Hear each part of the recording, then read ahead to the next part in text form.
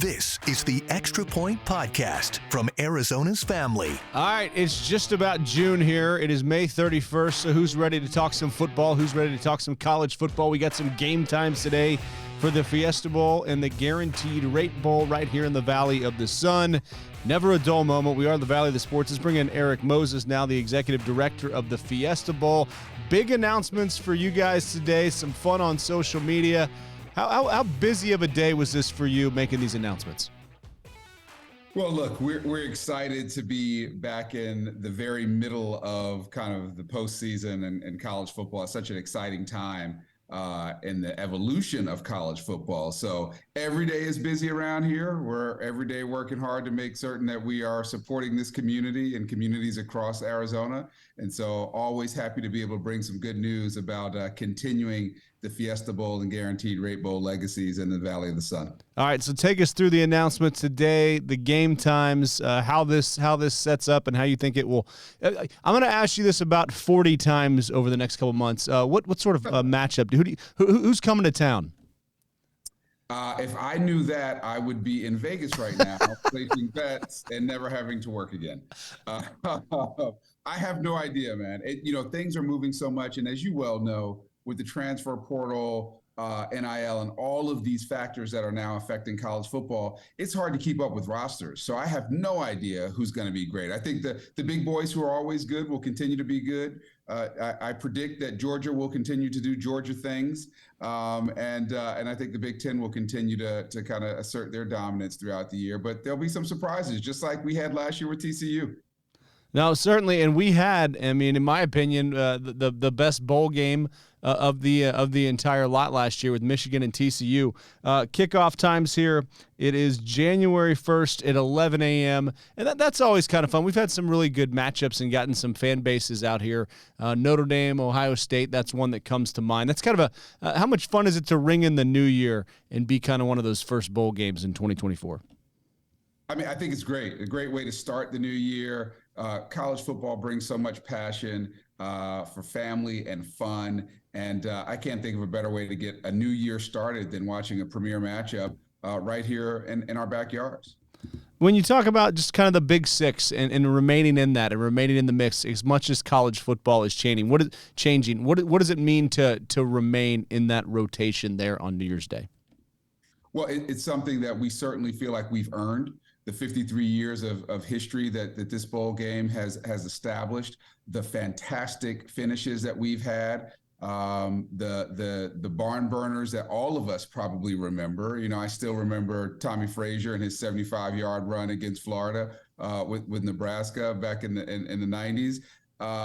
I think it's where we belong. I think it's where Arizona belongs. I think it's where the Fiesta Bowl belongs. And I think fans, at least the ones that I talk to who have come here, have enjoyed themselves no matter what year they've come and no matter what matchup they've seen. And we'll continue to be that destination and that community that supports college football like very few do. And we actually have that clip in the room over from me right here in the Arizona's Family Archives. Tommy Frazier runs right by our news camera. We have to have you over here in studio and go pull that clip.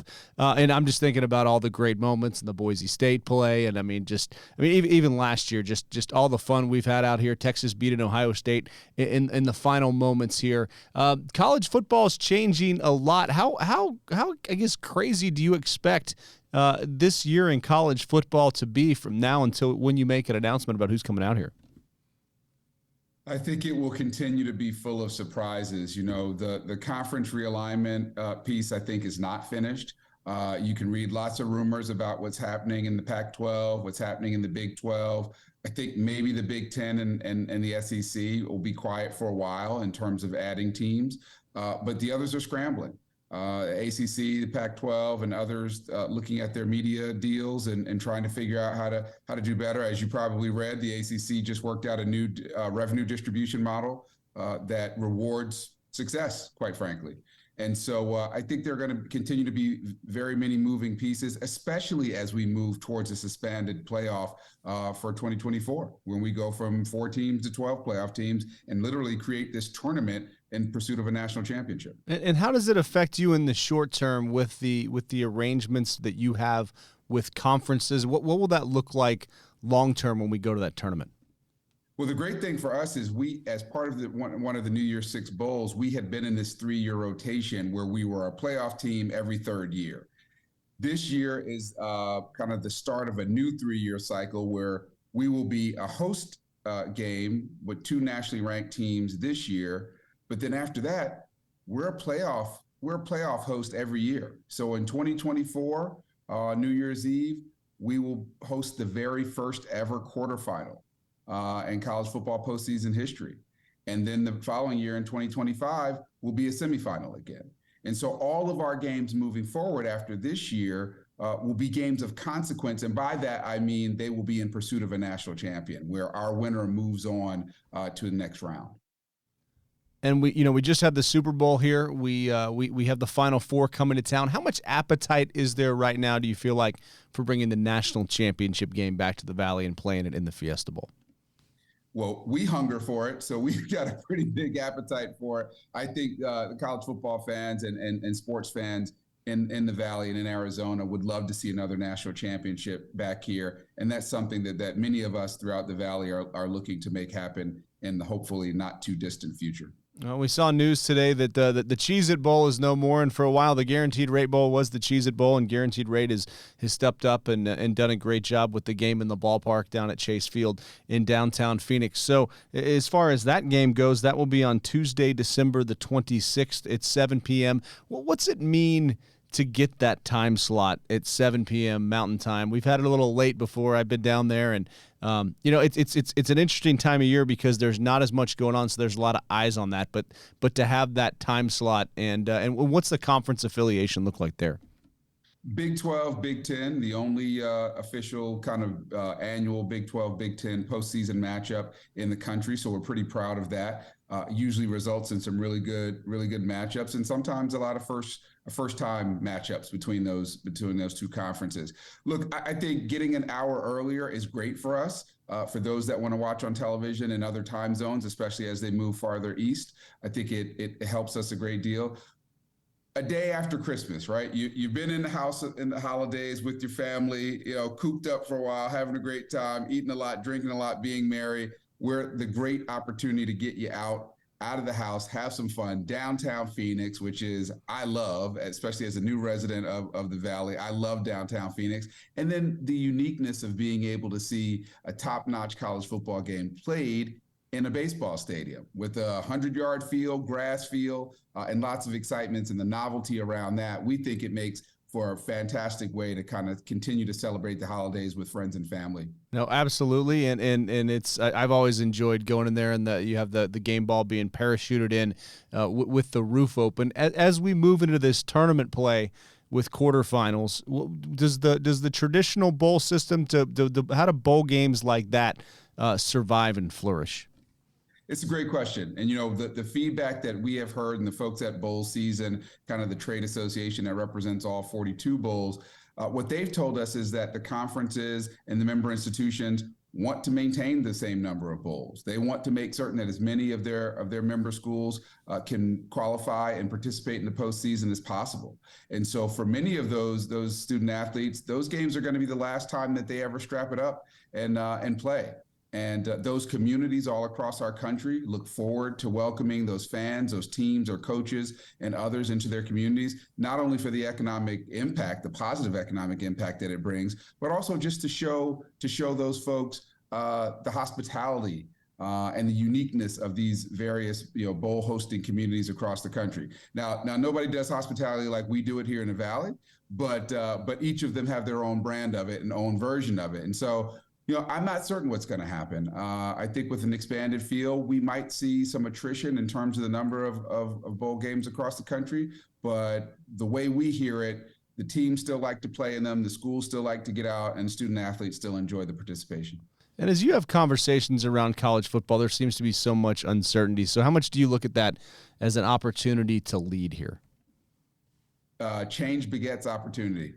And those who are poised to take advantage of that, to move quickly and decisively, I think will benefit. That's certainly what we're trying to do here at the Fiesta Bowl organization, is to ensure that we can continue to be successful so that we can continue to pour back into the state of Arizona, whether it be through our Wishes for Teachers program or the football fields that we donate to public parks every year, or the community resource rooms that we help to rebuild, or the sport courts that we build at different parks throughout the state. We want to continue to be at the top of the food chain, if you will, so that we're able to take those dollars and the contributions that our residents and visitors make to support those football games and pour those again right back into the community.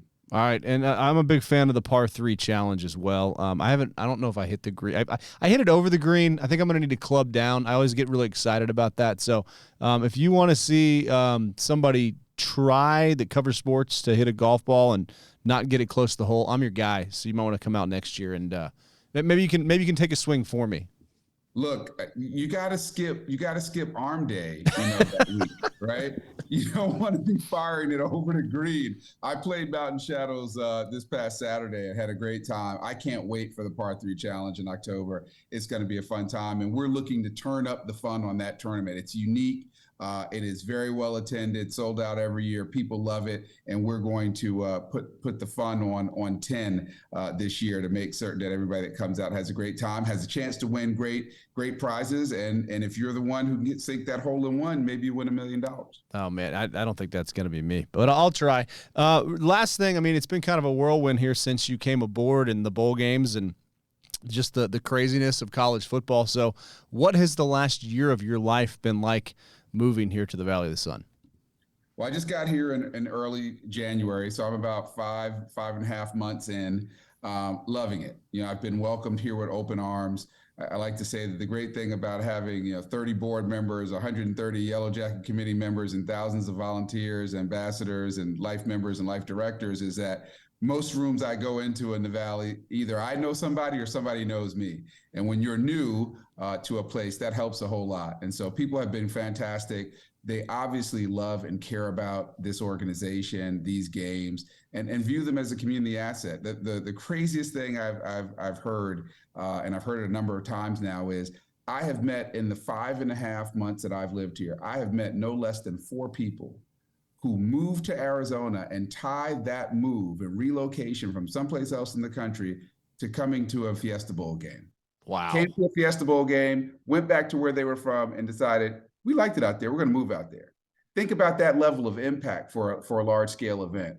And so that's, 4 people I've heard that story from in 5.5 months. And frankly, that's just the tip of the iceberg in the way that this game, both of these games and this organization have and will continue to have impact on the state of Arizona.